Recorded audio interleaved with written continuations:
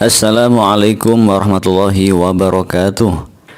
Apa kabar sahabat hijrah semuanya? Jumpa lagi di channel kita Hijrah TV, channel khusus yang membahas informasi menarik seputar akhir zaman. Oleh karena itu, sebelum kita mulai pembahasannya, bagi sahabat yang selalu penasaran dengan kabar akhir zaman, silahkan tekan dulu tombol subscribe-nya dan jangan lupa nyalakan loncengnya agar sahabat hijrah selalu mendapatkan berita paling update dari channel ini. Terima kasih ya sudah subscribe. Baiklah sahabat hijrah semuanya, pasti nggak sabar lagi ingin mendengar pendapat Hijrah TV tentang nama Imam Mahdi. Oke, sebelum kita lanjutkan, Hijrah TV doakan mudah-mudahan sahabat hijrah semuanya senantiasa dalam lindungan Allah Subhanahu wa Ta'ala, diberikan kesehatan, dimudahkan segala urusan, dan yang paling utama selalu diberikan keistiqomahan dalam iman dan takwa hingga akhir hayat. Amin ya Rabbal Alamin. Umat Islam adalah umat akhir zaman yang Allah bangkitkan di tengah-tengah mereka seorang Nabi akhir zaman, sekaligus penutup para Nabi. Beliaulah Muhammad putra Abdillah, cucu dari salah seorang pemimpin Mekah yang bernama Abdul Muttalib.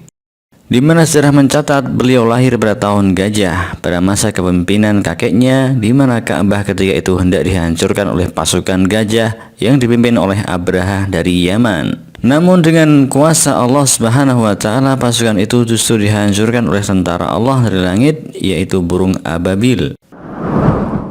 Sahabat hijrah yang dimuliakan Allah, mempelajari kisah Nabi Muhammad SAW tidak akan pernah membuat kita bosan. Membaca perjalanan beliau dari kecil hingga kembali kepada Allah akan semakin menumbuhkan rasa cinta dan rindu kita kepadanya. Beliau adalah seorang teladan dalam keimanan dan ketaatan, teladan bagi para lelaki yang menginginkan kemuliaan di dunia dan di akhirat. Setiap perjalanan hidupnya penuh dengan warna, pelajaran dan hikmah bagi kita umat Islam yang telah ditinggalkan olehnya selama 1400 tahun lebih. Kemuliaan Nabi Muhammad SAW tidak hanya pada gelar dan kedudukannya sebagai Nabi dan utusan Allah, tetapi Allah Subhanahu wa Ta'ala telah memuliakan diri pribadi dan keluarga Nabi dengan sebenar-benarnya. Semua yang berkaitan dengan Nabi akan mendapatkan keberkahan dari Allah Subhanahu wa Ta'ala. Hingga tidak heran jika kita mendengar bahwa para sahabat berlomba-lomba untuk memperebutkan air bekas wudu Nabi, bahkan hingga dahak yang beliau keluarkan menjadi rebutan oleh para sahabat. Sahabat hijrah yang dimuliakan Allah Subhanahu wa Ta'ala, begitu mulianya beliau di sisi Allah, hingga tiada nabi yang diberikan kemuliaan yang sebanding dengan kemuliaan yang diberikan kepada Nabi kita Muhammad SAW. Kemuliaan di dunia sebagai penutup para nabi dan di akhirat sebagai pemimpin para nabi dan pemberi syafaat bagi umat manusia. Inilah kemuliaan Allah yang diberikan kepada Nabi kita Muhammad SAW, di mana di awal kenabian beliaulah nabi sekaligus pemimpin umat ini. Hingga ketika beliau wafat, maka kepemimpinan itu digantikan oleh para sahabatnya yang mulia yang dikenal dengan Khulafaur Rasyidin hingga selesai masanya. Kepemimpinan umat ini terus berganti hingga tiba masanya kepemimpinan itu akan kembali kepada keturunan Rasulullah SAW. Meski tiada lagi Nabi setelah Nabi Muhammad SAW, Allah Subhanahu wa Ta'ala berkehendak untuk menunjuk seseorang dari keturunan Nabi SAW sebagai pemimpin akhir zaman. Dialah sosok yang kita kenal dengan nama Imam Mahdi atau Al-Imam Al-Mahdi. Pengangkatan Imam Mahdi bukanlah tanpa sebab atau alasan. Setelah wafatnya Rasulullah SAW, umat Islam sedikit demi sedikit mulai kehilangan arah dan tujuan, hingga akhirnya kesesatan dan penyimpangan ajaran Islam sudah semakin meluas di tengah-tengah umatnya. Akhirnya kondisi umat ini semakin lemah hingga hampir kehilangan jati dirinya sebagai umat terbaik. Kondisi ini semakin diperparah dengan munculnya para pemimpin yang zalim, mulkan jabrian di tengah-tengah umat Islam. Hingga kezaliman pun meluas dan semakin merata di muka bumi dengan munculnya kaum kafir yang menguasai dunia. Bila kita melihat keadaan yang melakukan ini, tentu hati kita akan terpukul. Namun, apakah sahabat pernah berpikir bahwa kesedihan kita mungkin tidak jauh lebih besar dari kesedihan Rasulullah SAW bila beliau masih hidup? Kita sedih tapi kita masih bisa tertawa. Kita melihat kezaliman tapi kita masih bisa menikmati sedikit kelapangan. Tetapi tidak dengan Rasulullah SAW yang sangat mencintai umatnya. Beliau tidak merasakan kesedihan yang lebih besar daripada kesedihan beliau atas nasib umatnya.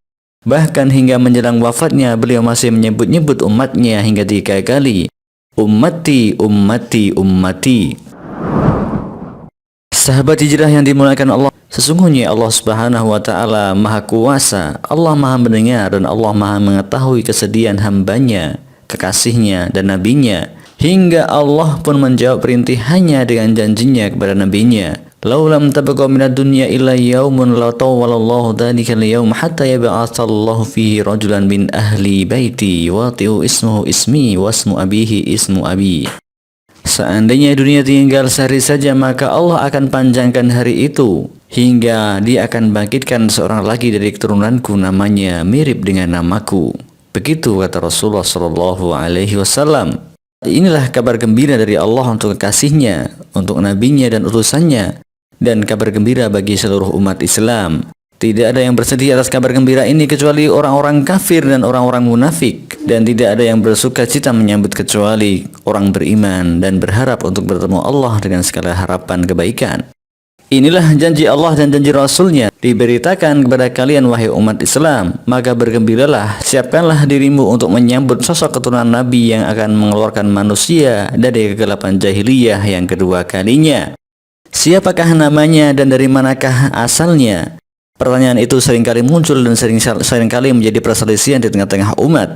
Walaupun sejatinya orang berilmu pasti tahu, pasti paham bahwa maksud dari kalimat Nabi yang menjelaskan nama Imam Mahdi itu yuwati'u atau mirip dengan namaku tidaklah sama dengan ungkapan namanya sama dengan namaku.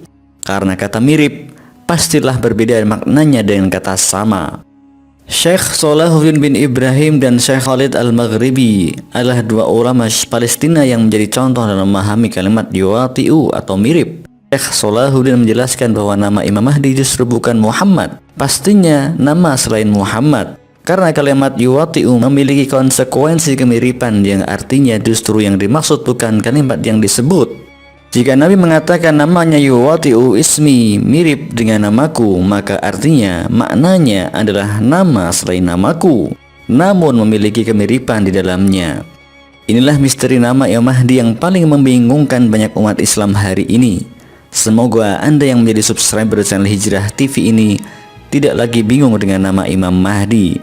Kemiripan seperti apa dan bagaimana nama itu bisa mirip? Insya Allah kita akan bahas di video berikutnya. Terima kasih sudah menonton video ini. Silahkan bagikan kepada sahabat hijrah yang lainnya. Semoga bisa berjumpa lagi di video yang akan datang. Tetap semangat. Wallahu ta'ala a'lam wa ilmuhu atam wa ahkam. Wa sallallahu ala nabihi wa alihi wasallam. Assalamualaikum warahmatullahi wabarakatuh. Salam hijrah.